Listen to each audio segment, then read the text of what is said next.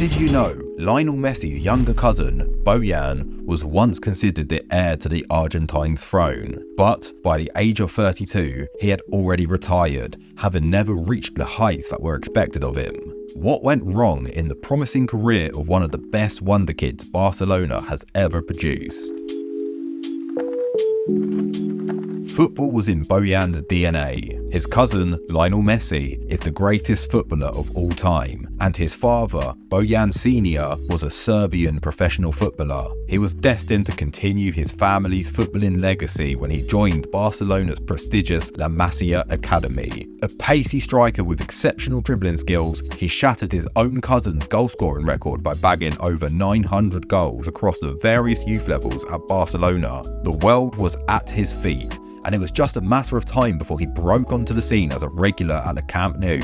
In this time, he also impressed on the international youth stage. He was eligible for both Serbia and Spain, but ultimately chose to represent the nation that he was born in. He was called up to play in the under-17s Euros at just 15 years old. Despite being a full year younger than most of the players at the tournament, and only playing 40 minutes in 4 of Spain's 5 matches, Bojan still finished as a joint top goalscorer. Spain ultimately finished third, but Bojan had rose to prominence during this tournament. Bojan would then be called up for the Under-17s World Cup, but there would be a lot of pressure and controversy surrounding Bojan at this tournament. Barcelona blocked Bojan from going to the tournament so he could join in their pre-season tour, but the Royal Spanish Football Federation denied Barcelona's request.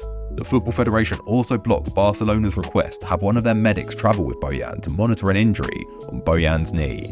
Bojan finished the tournament as the joint third top goalscorer, joint with the German midfielder Toni Kroos, as Spain reached the final. Bojan was key to their run, but he was sent off in the semi-finals. Spain were unable to win without their star player, losing the finals to Nigeria. With such impressive performances for Spain's youth levels, it seemed impossible that Bojan would only ever go on to make one senior Spain appearance, but fate would ultimately not be kind to the young wonderkid. On September 16, 2007, Bojan made his official Barcelona debut. He was aged just 17 years and 19 days old, breaking the record for Barcelona's youngest player to feature in a La Liga match, which was held by Lionel Messi. He made his UCL debut just 3 days later when he was subbed on for his cousin in the 88th minute. He then went on to make his first start for Barcelona on October the 20th against Villarreal. He scored in the 25th minute his first goal for the club. This made him Barcelona's youngest ever goalscorer in a league match. Bojan ended the season by breaking the legendary Raul's record for most goals in a debut campaign when he netted 10 across the season. The sky was the limit for Bojan, but little did everyone know this would be the peak of his promising career. The year was 2008. The troubles that would plague Bojan for the remainder of his career began to rear its ugly head. In the 2008-09 season, Bojan was handed a number 11 shirt. He was crucial in the cup season and helped Barcelona win the treble, but was less trusted in the league games and sat out big games. He had another promising season, but it was clear he was still a long way away from being a trusted first-team player at Barcelona. The troubles for Bojan in 2008 came on the international stage. In February, he was called up for the Spain senior team for a game against France. If he had played, he would have gone on to become Spain's youngest ever player, breaking a record that stood for over 70 years. However, he fell ill before the game, shattering his chance to break the record. Despite never making a single senior Spain cap, Bojan was considered for the 2008 Euros. However, he mysteriously withdrew himself from contention just before the tournament and sat at home and watched his fellow countrymen go on to win the tournament without him. For many years, he kept quiet about his reasoning for not taking part in the tournament, until he finally shed light on why he withdrew in an interview. Bojan claimed it was anxiety that made him give up on his dreams of winning a trophy with Spain. The weight of expectations on his shoulders became detrimental to his mental health. The cracks in his footballing status began to appear, and it was an uphill battle for him to fight his demons. The rest of the 2000s were a relatively successful period of time for Bojan. He was a squad player in one of the best teams that had ever played the beautiful game. In late 2008, just a few short months after withdrawing from the Euros, Bojan would finally make his Spain debut. Little did he know, this would be both his first and last time in a Spain shirt. As the 2010s rolled round, Bojan was awarded the prestigious number 9 shirt. For many players, this would be the signal that they would become one of the main players at their clubs. However, Bojan was still behind many players in the pecking order. For Bojan, it was now or never. He was now an adult. He needed to find his feet on a club that trusted him and would give him the playtime he desired. In the summer of 2011, he made his mind up. He had to leave Barcelona if he was ever going to make it as a football star. Roma came calling to the tune of 12 million euros. This was a complicated deal, however.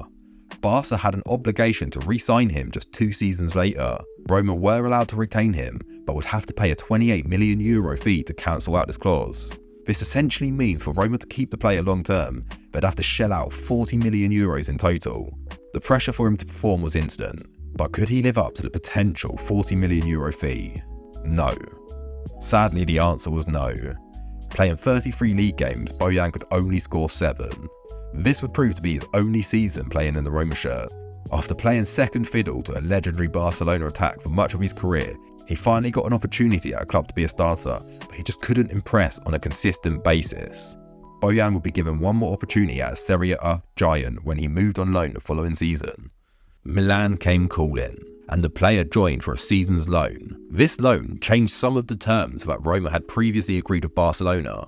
Barca still held their obligation to re-sign the Spaniard, but now Milan were given the option to permanently sign the player if he impressed. Yet again, Bojan failed to impress. Even more so than his spell at Roma. He played just 19 times and netted just 3 league goals. Milan would pass on the chance to keep him, and so he was heading back to Barcelona. For 13 million euros, Barcelona re-signed Bojan. He was back at home, but at a club that clearly didn't trust him. In July 2013, 1 month before his 23rd birthday, he was loaned out to Ajax, a giant club, but one that plays outside of the top 5 European leagues. This was an opportunity for him to play at a club that nurtured his talent outside of the spotlight and the pressure that he had dealt with in his previous clubs. This was truly his last chance to make it as a top-level talent. If he was ever going to live up to his potential, it would have to be now. The start of his time at Ajax was hampered by injury, but he eventually found his place in the first team. In 24 total league games, he managed to bag 4 goals. He did help Ajax secure another league title, but they weren't impressed enough and passed on the opportunity to sign him permanently. Bojan was nearly 24 years old now, and yet again he had been rejected by a European club. Maybe it was time for Bojan to scale back his ambitions and find a smaller club to play at, where he'd find more regular minutes. Just a year after re-signing him for 13 million euros, Barcelona took a heavy loss on Bojan and sold him to Stoke City for just 1.8 million euros. Whilst this was obviously a step back for Bojan, supporters and staff at Stoke were buzzing to have signed such a prestigious player.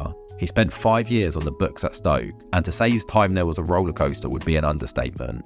He won over the supporters by showing glimpses of the promise that he had previously shown in his younger days. When he was fit and in form, he was dazzling to watch. But as time at Stoke progressed, the days when he was fit and firing seemed to become more and more infrequent. He began to lose his place in the lineup to players who were just more reliable and less injury prone. From 2017 to 2018, he would be loaned out twice in an effort to gain more consistent game time. First to Mainz and then to Alaves. Both spells did not ultimately lead to the consistent playtime that he craved. Once he returned to Stoke, it was clear the manager didn't want him. The fans continued to chant his name in the hope that the manager would listen to them and include Bojan in his plans, but it was to no avail. He knew his time at Stoke was over, and it was time for him to leave. After leaving Stoke, Bojan had 2 brief spells at MLS club Montreal Impact and J-League side Vissel Kobe. He failed to become a star at either club, and by January 2023, he was without a club. In March 2023,